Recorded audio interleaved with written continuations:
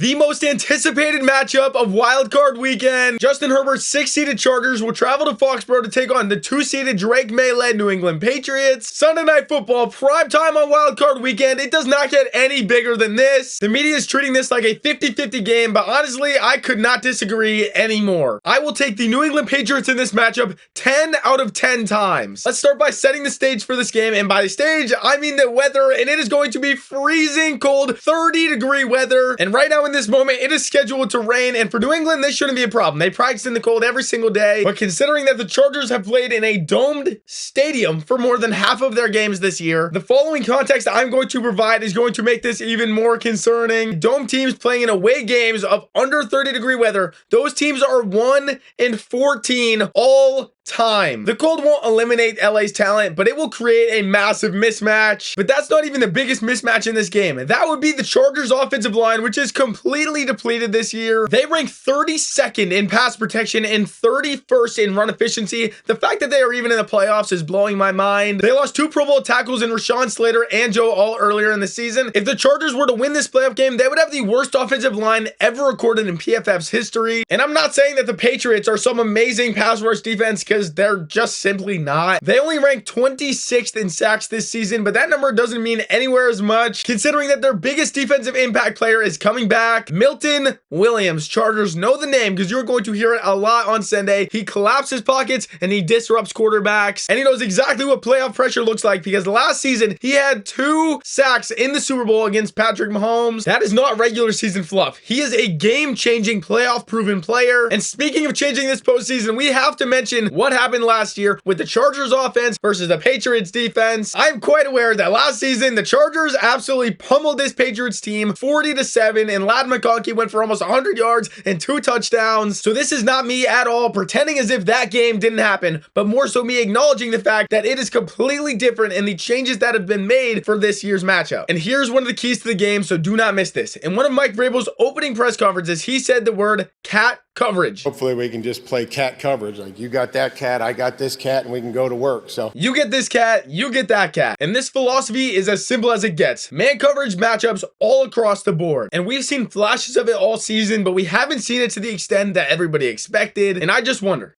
just a little bit, if Mike Vrabel will pull that card out of his back pocket and surprise everybody. Christian Gonzalez, McConkey's your guy. Travel with him everywhere, even into the slot. Carlton Davis, your cat is Quentin Johnston. Marcus Jones, you get the veteran Keenan. And Mike Vrabel looks Jim Harbaugh and Justin Herbert straight in the eyes and says, your guys have to beat my guys one-on-one, and that will decide the game. No hiding, no soft coverage, straight lockdown, man cover, me versus you. And we both got to live with the results no matter what happens. Because if you can have 1 millisecond of hesitation from Justin Herbert, that offensive line will give out. And now, since we're on the topic of quarterbacks, let's hit on what we all want to know.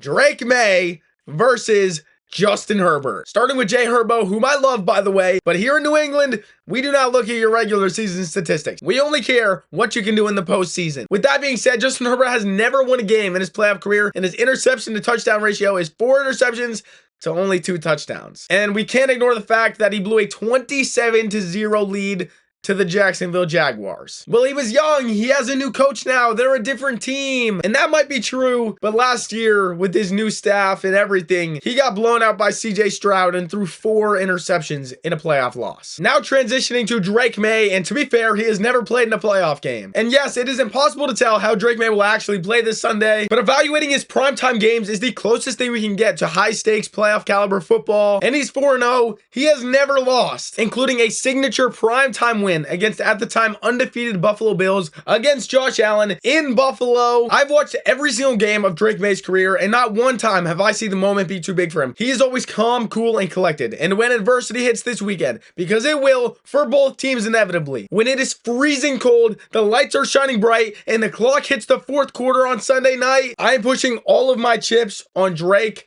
Maye. Thank you guys for watching. Subscribe. Thanks. Bye.